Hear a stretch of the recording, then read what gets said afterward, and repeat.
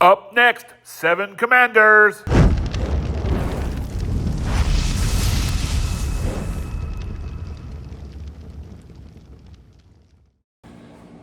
Good afternoon, YouTube. This is Major Havoc here. And man, have I got an action-packed table here. I have 7 Commander 2011 platform pistols. Well, we'll call it 6.5. I'll explain that at the end. What I want to do is just do a shootout with these Commanders, because I've been asked all the time, how come you're always reviewing 2011s and how come it's always these big guns? What about Commanders and compacts? So I went in the safe last night and I found these 7 pistols and said, well, let me go shoot those today, which I did early this morning just to make sure everything was zeroed, and we'll come back on some cooler days and do the full shootout. Today is just a review going over the 7 contenders. I'm considering, and I need your help in the comments, considering adding 2 more to the test. And I'll dub that in, or whatever that term is used for you real video people. I'm just a shooter guy. The Romulus 3.5 comp I have is in the shop right now getting makeover and some upgrades. You know how I roll.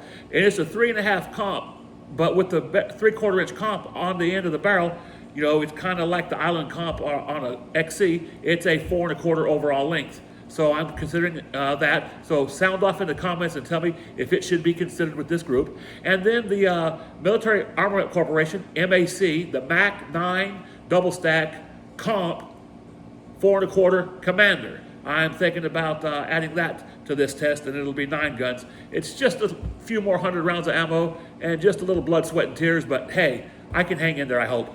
So let's go back to this. First contender, that was the RC9, and I've got these in MSRP from the various website from the manufacturers and distributors that are out there.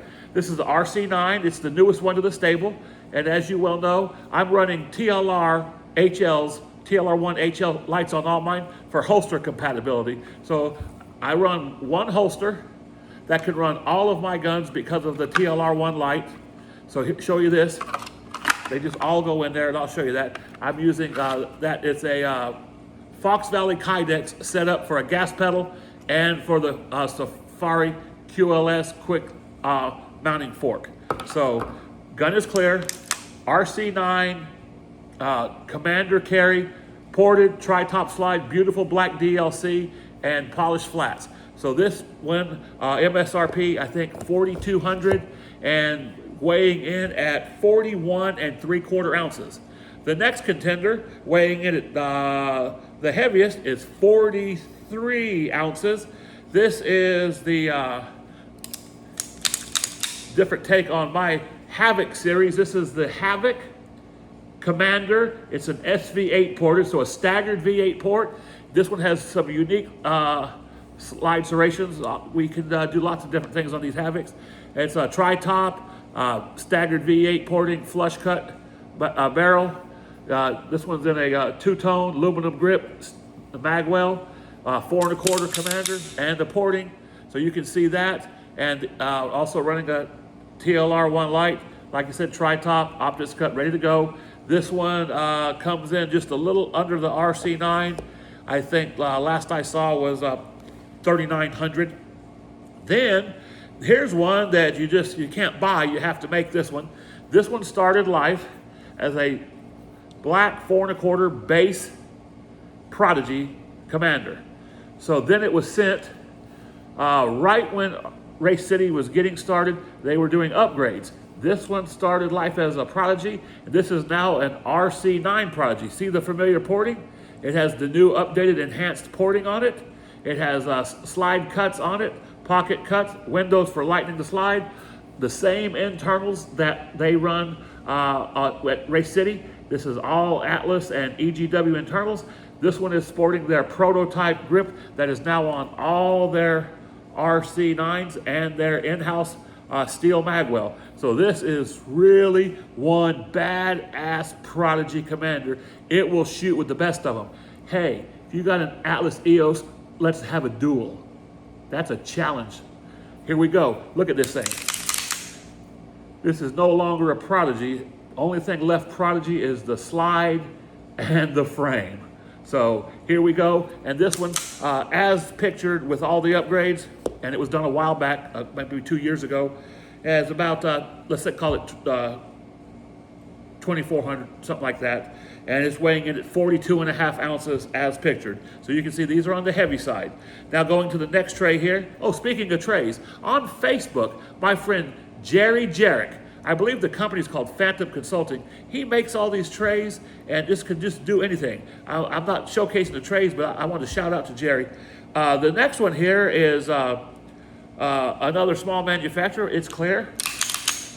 This is the GP Arms Patriot 4.1. As you can see, too, it is ported also. It's 4 top ports, ported a little bit larger and spaced a little bit differently. It is a steel frame gun, steel heavy mag well, but running one of the 3 guns here that have still have a polymer grip. And this one is not modified.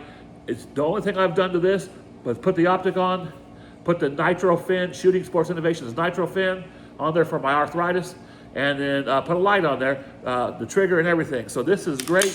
So this is the GP Arms. This is Gilbert Perez, makes one fine pistol, and this thing's coming in as pictured here, just the gun, not the light, optic or nitro fin, came in right at $2,350 for the 2-tone and the features I wanted.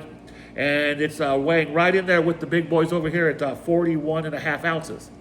Coming in here now, this is on the lighter side. This is the Bull Armory. This is the EDC Pro. It's clear. The reason it's called the Pro is because it has factory V8 ports in this stainless barrel. You can see exiting out the cuts in the slide. Running the polymer grip. This one does have proprietary magazines. I always thought that was a big deal, but they ship these with 3 or 4 mags. The mags work good, they're reliable. You can rebuild them. And the price point's really good. And so it really hadn't been a negative to me after I complained about it. And then, but this one's coming in a little bit lighter at 32. So I mean, half a pound lighter, 32.25 ounces. And this one is on Bull's website, when available, $2,050. So as you can see, and it is polymer grip and aluminum magwell. So this is the next contender, number 5. Number 6, I guess we're still going to classify this as a 2011, or actually a 1911 double stack. We'll call it 2011 platform. This one is a little bit of a different animal. It's clear. This is the Platypus Commander, but with a threaded barrel. It's the newer series with the prickle grip, competition tune trigger. This is a tri-top slide, a little slippery because it doesn't have serrations on it, but running the same light. Platypus. This is just in a blue-gray and blue and gray 2-tone, 3-tone look. Really, really nice firearm. Super sweet shooter with the threaded barrel. Coming in at just under $2,000, $1,950 and about 34 ounces. And then the reason I say 6.5, when you see a single stack, you think 1911. Well, a 1911 double stack, 1911 wide body is what Para Ordnance called them when I started shooting those back in when they came out, I guess in the 90s. The grandfather of all the double stacks is the Para. Well, this is a modular handgun. This is a COS for Cosaint 11 for a 1911, but it's built just like a 2011. Let me show clear. So it's basically the same slide. It has a narrower 1911 style frame, but it has a modular polymer grip, and this one has G10, 1911 G10 overlay grips over the polymer substructure. So this, for all practical purposes, is a 3-piece modular design. So I'm calling this a single stack 2011. This is really decked out, tri-top slide, V8 ports, steel frame, 10+1 Wilson Combat magazines, optic cut. This thing, crowned and 11-degree target crowned flush barrel. This thing is very nice shooter, very well balanced, a little thinner profile. It doesn't go in that holster because I don't actually have a light on this one. because this one does see a lot of use in daytime carry.